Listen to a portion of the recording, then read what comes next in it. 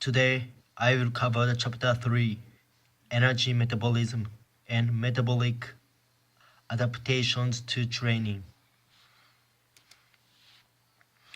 Why do we need a basic understanding of energy metabolism? Many important adaptations to exercise training involve aspects of energy metabolism.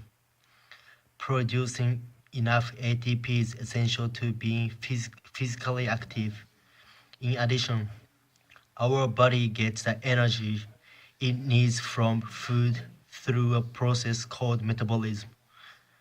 Metabolism converts the fuel in the food we eat into the energy needed to power everything we do, from moving to thinking to growing.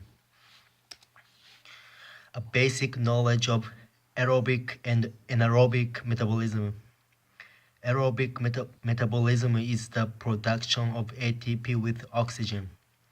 For example, while at rest, we rely on aerobic metabolism to fuel almost all our body's needs for energy.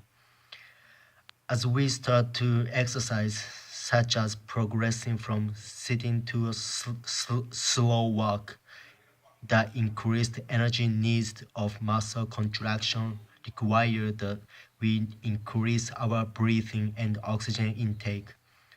So long as we increase our exercise intensity slowly, we can maintain our muscles dependence on aerobic metabolism and we don't experience symptoms of fatigue.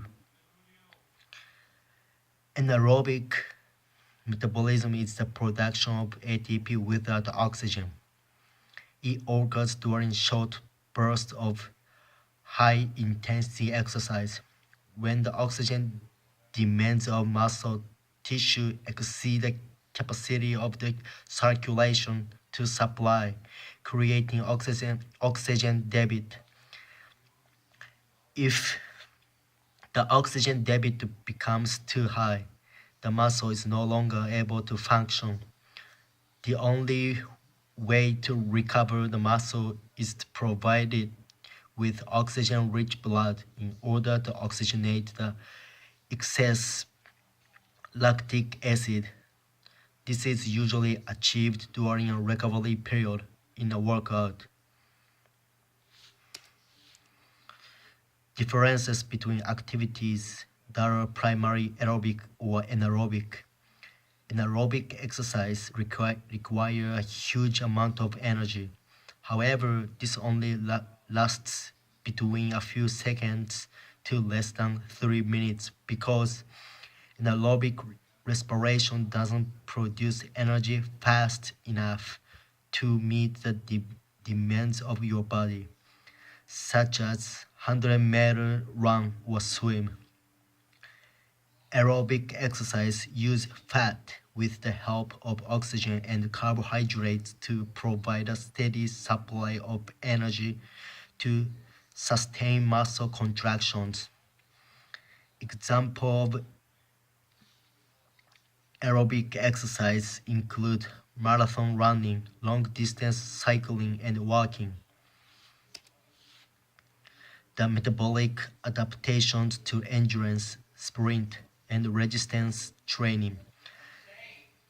The metabolic adaptations to endurance training uses of free fatty acids for ATP production and is a slower utilization of muscle glycogen and blood glucose, a greater reliance on fat oxidation, and less lactate production during exercise of a given intensity.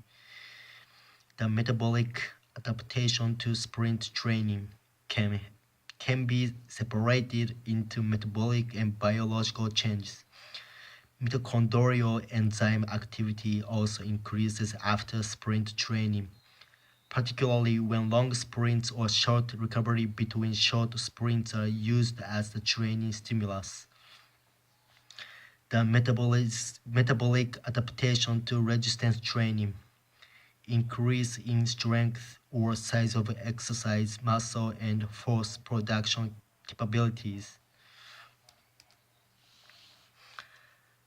Now to summarize in giving an example of chapter 3, it's aerobic metabolism of the Krebs cycle.